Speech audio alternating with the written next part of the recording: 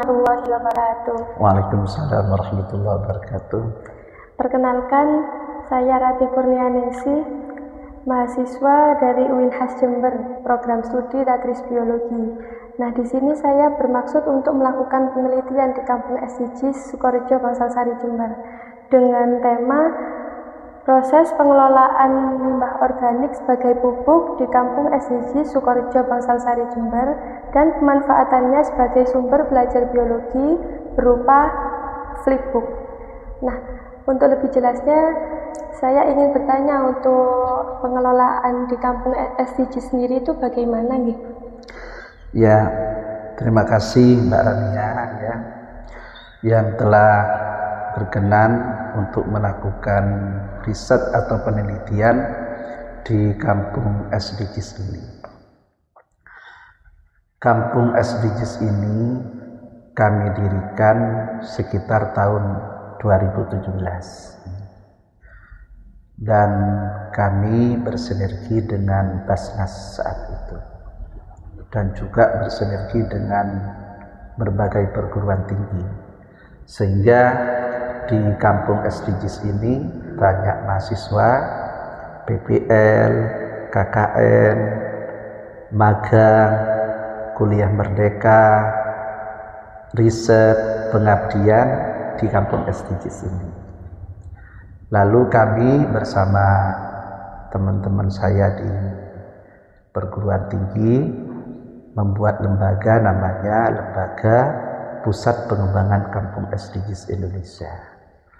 Jadi kami melakukan sosialisasi, diseminasi, akselerasi SDGs itu tidak hanya di Kabupaten Jember, walaupun di Kabupaten Jember itu ada 21 kampung SDGs yang kami dirikan, dan kami juga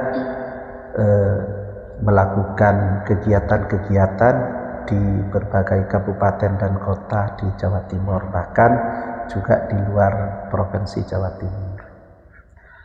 Nah, kami bekerja sama dengan Bappenas, Badan Perencanaan Pembangunan Nasional, membuat namanya buku Fikih SDGs. Nah, ini buku Fikih SDGs. Nah, alhamdulillah buku Fikih SDGs ini memang ditulis oleh ustadz-ustadz yang berkompeten di bidang fikih. Rata-rata adalah alumni Ma'had Ali, terutama alumni Ma'had Ali Pondok Pesantren Salafiyah Syafiyah Sukorejo, yang memang membidangi tentang fikih SDGs atau membidangi ilmu fikih ya. Kemudian kami juga membuat namanya rule model pesantren SDGs ya, di sini. Nah, alhamdulillah beberapa perguruan tinggi yang datang ke sini mengutus mahasiswanya, baik itu PPL, KKN, magang, kuliah merdeka, pengabdian dan lain sebagainya. Jadi sudah banyak karya yang dilakukan oleh para mahasiswa melalui riset skripsi, tesis, kemudian pembuatan tulisan-tulisan ilmiah, karya-karya ilmiah, ya bertempat di Sekretariat Pusat Pengembangan Kampung SDGs ini. Nah, mereka rata-rata di sini 1 bulan, 2 bulan gitu. Jadi mahasiswa yang penelitian di sini memang saya wanti-wanti supaya betul-betul melakukan riset. Misalnya mereka diam di sini ini 1 bulan. Nah, yang PPL juga ada yang 1 bulan, yang KKN juga 1 bulan, yang magang juga ada yang 1 bulan. Bahkan ada mahasiswa dari luar daerah Jawa ya, di luar Jawa, ada yang dari Sulawesi juga pernah ke sini. Kemudian ada perguruan tinggi yang sudah maju seperti UNER, kemudian Unibra, ITB juga berkunjung ke sini. Nah, kami di Kampung SDGs ini punya teman ya, punya komunitas Ada yang memang ahli di bidang pupuk, ada yang memang ahli di bidang entrepreneur, ada yang memang ahli di bidang pertanian gitu. Jadi kami punya komunitas yang membidangi berbagai macam ahli termasuk IT gitu.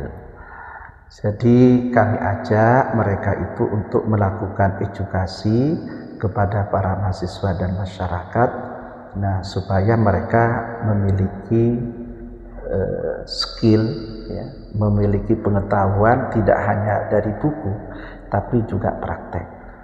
Makanya Mbak Rania ketika di sini mau melakukan riset tentang pupuk, memang kami di sini ini membuat namanya pupuk air nutrisi, yang mungkin pupuk air nutrisi ini untuk di berbagai daerah masih belum banyak, Nah, pupuk air nutrisi itu kami buat berdasarkan ilmu teman saya yang pernah dia itu kerja di Cina, kerja di Jepang gitu, yang mempraktekkan bahwa cara membuat pupuk yang sederhana tapi kualitasnya bagus adalah begini gitu.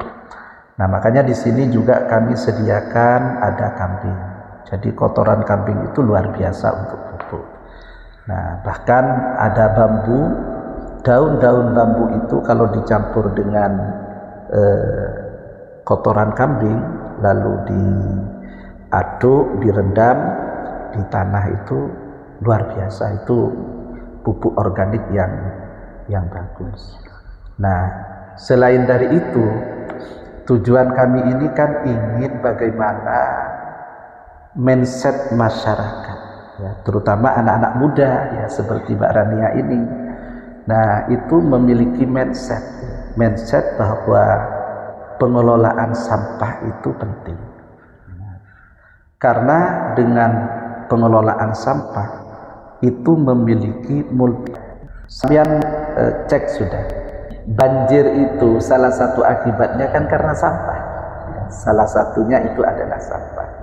Nah, andai kata kita merubah mindset masyarakat memanfaatkan sampah-sampah organik, bisa memisahkan, oh ini sampah organik, oh ini sampah plastik, oh ini sampah kardus dan lain sebagainya. Itu ditelateni di rumah-rumah tangga.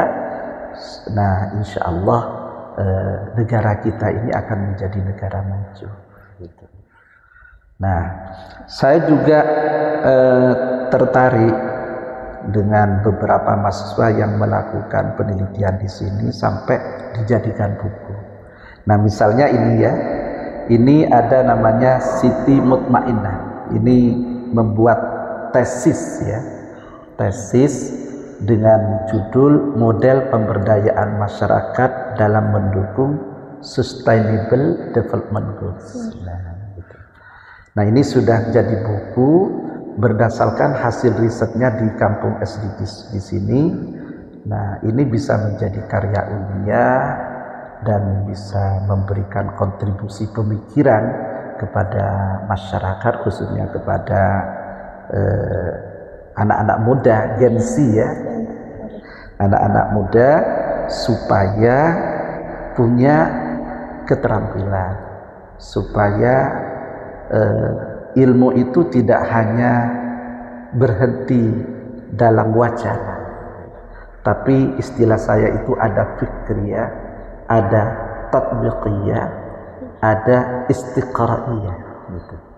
Jadi okelah kita memiliki pemikiran, kemudian dari pemikiran itu bagaimana implementasinya.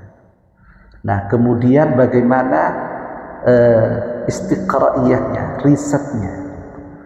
Nah, misalnya di kampung SDGs ini ada rumah toga. Nah, rumah toga ini rumah tanaman obat untuk keluarga.